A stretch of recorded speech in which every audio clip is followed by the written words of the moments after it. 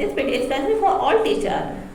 आज हम इसे देखेंगे 50 ऐसे कमाल के फ्रेजेस जो आपकी क्लासरूम टीचिंग को बहुत ही आसान और प्रोफेशनल बना देगी। डजंट मैटर आप एक गवर्नमेंट टीचर हो या एक प्राइवेट टीचर हो या किसी बोर्ड के टीचर हो, ये वीडियो आपको शुरू से अंत तक आपकी हर सिचुएशन में मदद करेगी, चाहे बच्चे को शांत कराना हो या बच्चे का नोटबुक चेक करना हो। ओके सो गाइस, अगर आप लोग न्यू हो तो इस चैनल को बेल आइकन से सब्सक्राइब करें। चलिए आइए देखते हैं हमारा सेंटेंस। शो मेरे प्यारे टीचर, इस शब्द का यूज तब किया जाता है जब बच्चे आपके रिस्पेक्ट में खड़े होते हैं क्लास में एंड तब आप उसे हिंदी में बोलते हो, कृपया बैठ जाए। इसी की जगह आप इंग्लिश में ऐसे बोल सकते हो, प्लीज सिट डाउन और प्लीज टेक योर सीट। इस फ्रेज का यूज तब होता है जब बच्चे क्लास में शोर कर रहे हो एंड आप कुछ समझा रहे हो या पढ़ा रहे हो, तब आप उन्हें ये बोलेंगे, stop talking and listen to me. That means बातें करना बंद कीजिए और मेरी बात सुने। कई बार क्या होता है कि बच्चे अपने आप से अपना नोटबुक और बुक्स नहीं निकालते एंड देन दैट टाइम आप इस फ्रेश का यूज कर सकती है, take out your books. That means आप अपनी किताबें निकालिए।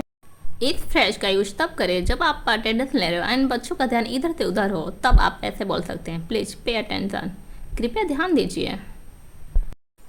इस फ्रेश का यूज तब करें जब आप कॉपी चेक कर रहे हो एंड बच्चे बहुत तेजी में कर रहे हो, मैं आऊँ, देन तब आप बोल सकते हो, वेट फॉर योर टर्न, अपनी बारी का इंतजार करो। इस फ्रेश का यूज तब किया जाता है जब बच्चों को पता ही नहीं हो कौन सा पेज निकालना है, देन तब ये यूज करते हो, open your book at page 15।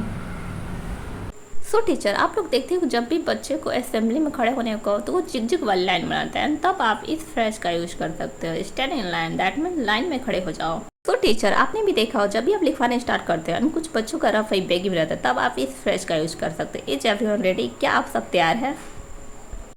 So teacher, इस फ्रेज का जब यूज करें जब आप नया लेसन पढ़ा रहे हो, तब आप today we will start a new lesson, आज हम नया अध्याय शुरू करें। जब आप कुछ लिखवा रहे हो एंड बच्चों का ध्यान इधर से उधर हो, तब आप बोल सकते हो, look at the black board, and white board हो तो look at the white board. कई बार हम लोग कुछ लिखवाते हैं एंड बच्चों को पता ही नहीं होता है कि हमें उसको नोटबुक पर भी नोट डाउन करना है, तब आप इस फ्रेज का यूज कर सकते हो, right it down in your notebook. जब आप कोई लेसन पढ़ा रहे हो एंड आपको भी जानना है कि बच्चों को समझ में आया कि नहीं, तब आप इस फ्रेज का यूज कर सकते हो, डिड यू अंडरस्टैंड, क्या आपको समझ में आया? जब आप कोई स्टोरी पढ़ा रहे हो एंड बच्चों को भी रीड करना सिखाना है, तब आप इस फ्रेज का यूज कर सकते हो, रिपीट आफ्टर मी, मेरे बात दोहराए। कई बार ऐसा होता है कि हम बच्चे को खड़ा होकर पढ़ने को बोल देते हैं एंड उस बच्चे की आवाज़ इतनी धीमी होती है कि हम तक पहुंच नहीं पाती है, तब आप इस फ्रेज का यूज कर सकते हो, रीड आउट लाउड। कई बार हम बच्चों से कुछ क्वेश्चन करते हैं एंड कुछ बच्चों को पता होता है एंड वो बहुत जल्दी में कहते हैं, मैं बताओ, तब आप इस फ्रेज का यूज कर सकते हैं, स्पीक वन बाय वन। हम लोग जब बच्चों से क्वेश्चन करते हैं एंड कहते हैं कि बच्चे जिसको पता है वो हाथ उठाएगा, तब आप इसे इंग्लिश में बोलोगे, raise your hand if you know the answer. अगर गाइस आप टीचर हो तो ये रिलेट कर पाओ, कई बार हम लोग कितना बार समझाते हैं एंड बच्चों को समझ में नहीं आता, तब आप इस फ्रेज का यूज कर सकते हैं, let's try to understand this again. इसे क्या होता है कि हम लोग पढ़ाने के बाद बच्चों से कहते हैं, अगर किसी को कुछ डाउट है तो पूछो, तब आप ऐसे बोल सकते हैं, does anyone have any question, क्या किसी का कोई सवाल है? अगर कोई स्टूडेंट अच्छा वर्क करता है, तब आप इस फ्रेज का यूज कर सकते हो, एक्सीलेंट, वेल डन।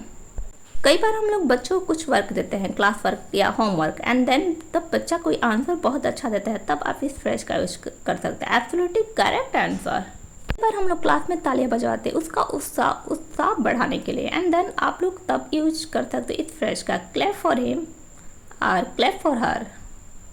कई बार बच्चों की राइटिंग अच्छी नहीं होती है, तब आप इस फ्रेज का यूज कर सकते हो, ट्राई टू राइट नीटली, साफ साफ लिखने की कोशिश करो। जब कोई स्टूडेंट अच्छा वर्क करता है, तब आपके मुंह से ये निकलता है, I am proud of you, मुझे आप पर गर्व है। सच में ऐसे कुछ स्टूडेंट होते हैं। सो टीचर, जब भी आप अटेंडेंस लेने जाओ तो आप इसे इंग्लिश में बोलो, I am going to attendance now, अब मैं आपकी हाजिरी लेने जा रहा हूँ। जब आप कॉपी चेक करने के लिए तैयार हो, तब आप इस फ्रेज का यूज कर सकते हो, bring your notebook for checking, अपनी नोटबुक जांच के लिए लाओ। कई बार हम लोग बच्चों को होमवर्क देते हैं तो वो समझ ही नहीं पाते कि वो क्लास वर्क है या होमवर्क है, तब आप इसे इंग्लिश में ऐसे बोल सकते हो, this is your homework for today.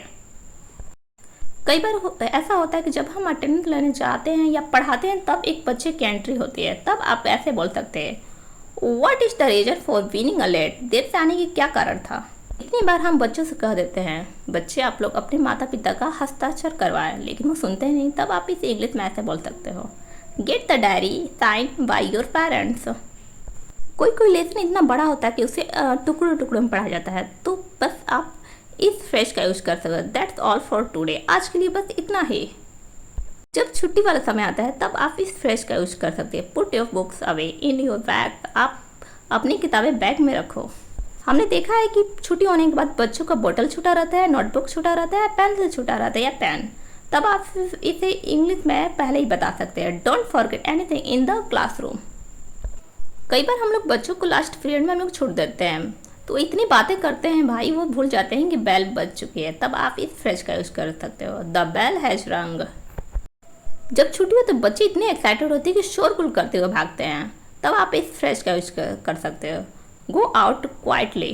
शांति से बाहर जाओ। छुट्टी के समय आपने देखा हो कि बच्चे गुड बाय मैम बोलते हैं, तब आप इस फ्रेज का यूज करते हो, गुड बाय बच्चों, हैव अ नाइस डे।